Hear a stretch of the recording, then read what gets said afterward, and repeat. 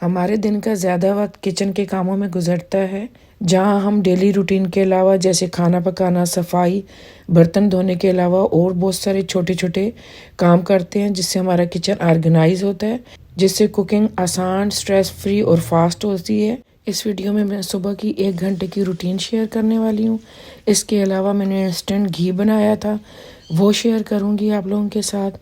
और एक ज़बरदस्त किस्म की आइसक्रीम की टॉपिंग है, उसके साथ हम आइसक्रीम एंजॉय करते हैं, वो भी मैं दिखाऊंगी कि टॉपिंग में हम क्या क्या यूज़ करते हैं। तो मैंने सोचा कि ये सारी वीडियो मैं अपनी बहनों के साथ शेयर करती हूँ, हो सकता है आप लोगों को इससे कोई फ़ायदा हो सके। लेकिन उससे पहले आप बहनों से रिक्वेस्ट है कि अगर वीडियो मेरी थोड़ी सी भी अच्छी लगी या आप लोगों के लिए यूज़फुल हुई तो मेरे चैनल को सब्सक्राइब कर लीजिएगा और बेल आइकन प्रेस कर लीजिएगा, ताकि हर नई आने वाली वीडियो आपको वक्त पर मिल सके। अस्सलाम वालेकुम व्यूअर्स, उम्मीद है आप सब लोग ठीक ठाक होंगे। मैं भी बिल्कुल खैरियत से हूँ। यहाँ पे मैं ऑयल रीफ़िल कर रही हूँ। मुझे चिकन बिरयानी बनानी थी। जब तक प्याज ब्राउन हो रहे थे तो मैंने सोचा कि मैं ऑयल रीफ़िल कर लूँ। तो इस तरह खाना बनाते वक्त आप 1 डेढ़ 2 घंटे में जब खाना तैयार होता है उसमें बहुत सारे काम कर सकते हैं। और ये ऐसे काम है कि इन्हें अलग टाइम नहीं दिया जा सकता, क्योंकि घर में इतने सारे काम होते हैं कि इनके लिए अलग टाइम निकालना बहुत मुश्किल है। तो खाना बनाने के साथ ही आप बहुत सारे अपने नमक वगैरह रीफ़िल कर सकते हैं, स्पाइसेस रीफ़िल कर सकते हैं, ऑयल वगैरह रीफ़िल कर सकते हैं, और स्पाइस बॉक्स और ये सारी चीज़ें आप क्लीन कर सकते हैं, अप्लायंसेस क्लीन कर सकते हैं। तो ये खाना बनाने के साथ बहुत सारा आपकी टाइम की बचत हो सकती है। और जैसे ही मैंने लहसुन अदरक का पेस्ट डाल दिया, अब मैं उसी वक्त जग को वॉश करके रख दूंगी। अगर आप इसे साइड पे छोड़ देंगे ये सोच के कि थोड़ी देर बाद धो लेंगे, तो वो लहसुन अदरक ड्राई हो जाएगा, फिर आपको इसे भिगोना पड़ेगा और फिर साबुन से धोना पड़ेगा। तो लहसुन अदरक तो कोई ऐसी चीज़ नहीं है जिसके लिए हम हर वक्त साबुन से धोएं। तो इसे खंगाल के रख दें, ड्राई हो जाए तो जगह पे रख दें। तो अब मैं जो है प्याज ब्राउन हो चुके थे, लहसुन अदरक भी डाल दिया था। अभी मैंने चिकन डाल के और पैकेट के मसाले डाल दिए थे।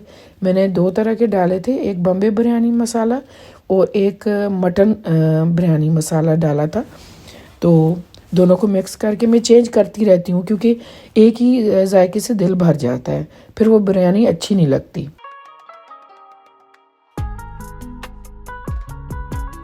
साथ साथ ही मैं जो है जो भी रैपर पैकेट जो भी कचरा बना था वो अब मैं ट्रैश कर दूंगी।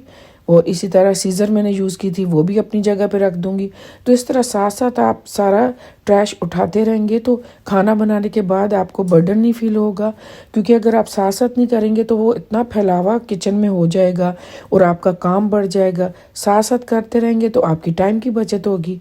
और इसी तरह चिकन मैंने डालने के बाद उसे थोड़ा मिक्स किया, और उसके बाद जो है ये सोप डिस्पेंसर था, उसके साथ उसकी डिश थी और स्टैंड था, और इसी तरह फोम और वो सब रखने वाला, यानी पूरा सेट। ये मुझे धोना था, सिंक तो मैंने धो लिया था, लेकिन 1-2 दिनों से ये वॉश नहीं कर सकी, तो मुझे टाइम मिल गया तो ये मैंने धो लिया। तो ये ऐसे काम होते हैं कि इनके लिए एक्स्ट्रा टाइम हम नहीं दे सकते, क्योंकि बहुत सारे काम होते हैं। तो खाना बनाने के साथ साथ ऐसे छोटे छोटे काम बहुत सारे आप कर लेंगी तो आपके टाइम की बचत होगी, स्ट्रेस फ्री आप जॉब करेंगी अपने किचन में। कुकिंग आपकी फास्ट, आसान और स्ट्रेस फ्री होगी, और आपको रेस्ट करने का भी टाइम मिलेगा। इसे धोने के साथ साथ मैंने चिकन का जो बोल था वो तो धोना ही था, जिसमें चिकन मैंने निकाल के पतीले में डाला था अभी, तो वो बोल भी मैंने धो लिया था। इसी तरह किचन टॉवल भी धो लिया था।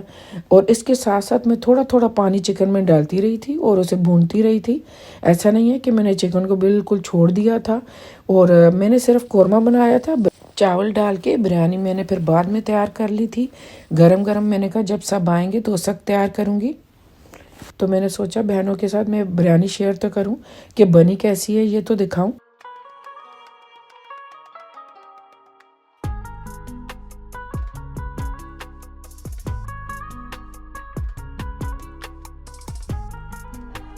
और यहाँ पे मैं इंस्टेंट घी बना रही थी।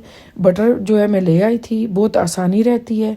वैसे तो लॉन्ग प्रोसेस ये है कि दही से हम लस्सी बनाते हैं, लस्सी के ऊपर से बटर निकालते हैं और उससे गर्म करते हैं। अच्छा, ये याद रहे कि घी जब बनाए तो बिल्कुल लो पे मैंने शुरू से रखा हुआ था, बिल्कुल लो पे मैंने रखा हुआ था। इस तरह आस्ता आस्ता वो पकता रहा। शुरू में बहुत ज़्यादा झाग थी, मैं वो क्लिप बनाना भूल गई, I am so sorry. Side पे जो आपको थिक झाग नज़र आ रही है, इस तरह की झाग थी पहले शुरू में। और एक ये निशानी होती है कि जब शुरू में आप गर्म करते हैं घी को, बटर को, अभी तो घी नहीं बना, बटर को, तो उसकी खुशबू लस्सी जैसी होती है। और जैसे ही तैयारी के मराहल पे पहुंचता है तो वो घी जैसी खुशबू आने लगती है और कलर उसका, झाग बिल्कुल ख़त्म हो जाती है, बटर नीचे बैठ जाता है, ब्राउन हो जाता है। और जो घी का कलर है थोड़ा डार्कर की तरफ होता है, पहले लाइटर होता है फिर थोड़ा डार्कर होता है। तो बस ये रेडी हो गया था, मैंने उतार दिया था। और जैसे ही रेडी हो ठंडे चूल्हे पे रख दे और थोड़ा स्पून हिलाएं। मैंने 2 चूल्हे चेंज किए थे, अब मैं दोबारा दूसरे चूल्हे पे इसे मूव करूँगी। और चम्मच मैंने लगातार चलाती रही थी। और फिर उसके बाद थर्ड जो प्लेस थी वो मैंने काउंटर पे रख दिया था, क्योंकि काउंटर बहुत ठंडा होता है। तो इसकी कुकिंग स्टॉप करनी थी, क्योंकि थोड़ा सा ओवर कुक हो जाए तो ये जल सा जाता है। तो बस ये रेडी हो गया था। तो यहाँ पे मैं बता दूँ, मैंने पहले भी बताया था कि मैं ये रेडी हो गया है और मैंने उतार दिया, लेकिन मैं फिर क्लियर कर देती हूँ कि मैंने बिल्कुल चूल्हा बंद करके इसे हटा दिया था। जैसे ही इसका ये कलर आया था, झाग ख़त्म हो गई थी। तो अभी देखिएगा कि मैंने ठंडा चूल्हा जो है, बंद चूल्हा, उस पर मूव किया है। अभी दोबारा मैं एक और दूसरा पीछे वाला जो चूल्हा है उस पर मैं मूव करूँगी, वो भी बंद है और ठंडा है। तो मकसद ये है कि ये जल्दी से ठंडा हो जाए ताकि इसका कलर और डार्क ना हो, ये जल ना जाए। यहाँ पे फिर मैंने थोड़ी देर के बाद स्पून चलाने के बाद मैंने काउंटर पे मूव कर दिया था, क्योंकि मार्बल का काउंटर तो बहुत ज़्यादा ठंडा होता है, ठंड भी है आजकल। तो मैंने कहा जल्दी से ये कूल हो जाए। और बस इस तरह ये प्रोसेस है इसको इंस्टेंट बनाने का, और बहुत आसानी रहती है, जल्दी से बन जाता है। और ये शाम का वक्त है, जब ठंडा हो गया था तो मैंने जार तो मैंने सुबह के वक्त ही, इसमें थोड़ा सा घी था, बिल्कुल साथ लगा हुआ जैसे था। तो अच्छे से मैंने गर्म पानी से इसे वॉश करके ड्राई करके, बिल्कुल 100% आपने ड्राई करना है। और उसके बाद मैंने घी को डाल दिया था कंटेनर में।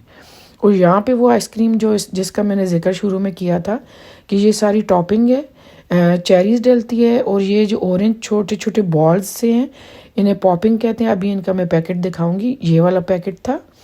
और इसमें डिफरेंट कलर मिलते हैं, लेकिन मुझे ऑरेंज ही मिला था। ब्लैक भी होते हैं, ऑरेंज भी, रेड भी।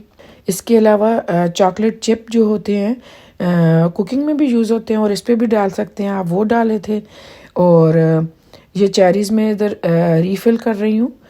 इसमें डले होते हैं तो बच्चों के लिए आसानी होती है, आइसक्रीम डाल के ऊपर टॉपिंग डाल के वो खुद ही ले लेते हैं। और इसके अलावा ये छोटे छोटे कुकी अभी मैं दिखाऊंगी, ये वाले बॉटम में आइसक्रीम के ये डालते हैं, ऊपर आइसक्रीम डालें। ये ख़ास किस्म की आइसक्रीम है जो कि बहुत ज़्यादा सॉफ्ट होती है, ईजीली डलती भी है। तो ये हमने यूज़ की थी। इसमें बहुत सारे फ्लेवर आते हैं, तो हम फ्लेवर प्लेन, ये तो प्लेन है, और दूसरे फ्लेवर भी लाते हैं जिसमें कुकी एंड क्रीम ज़्यादा हमें अच्छी लगती है, वो भी यूज़ करते हैं। तो इस तरह बॉटम में बिस्किट डाल दिए थे मैंने, ऊपर आइसक्रीम, और ऊपर मैंने वो पॉपिंग डाले थे। अभी चेरीज़ डाल रही हूँ। और इसकी जो टॉपिंग है उसमें ह्यूज वैरायटी है, लेकिन हमने वही ली है जो हमें पसंद है, तो वो हम लाए हैं। इसमें बहुत ज़्यादा वेरिएशन है, बहुत चीज़ें और भी डलती हैं। आइसक्रीम शॉप पे जाए ना तो इनका पूरा एक टेबल होती है जिसमें इस तरह ही जैसे सैलेड बार होती है ना, उसी तरह टेबल पे ये प्रेजेंट किए होते हैं। और मेरा ख्याल है तकरीबन 20 से 25 टाइप की टॉपिंग होती है, उसमें से जो आपको अच्छा लगे वो डालें। इसके ऊपर मैंने डाला था कैरमल सिरप डाल दिया था। तो बस ये लास्ट था। और इस तरह इसे एंजॉय करें, बहुत मज़ा आता है। मैं आइसक्रीम बहुत थोड़ी लेती हूँ, मुझे टॉपिंग इसकी ज़्यादा पसंद है। तो बच्चे तो इतनी खुशी से खाते हैं, वो एक टाइम में उन्हें 2 दफ़ा चाहिए होती है। तो चलें अभी मैं वीडियो को एंड करती हूँ। वीडियो देखने का शुक्रिया। अल्लाह हाफिज़।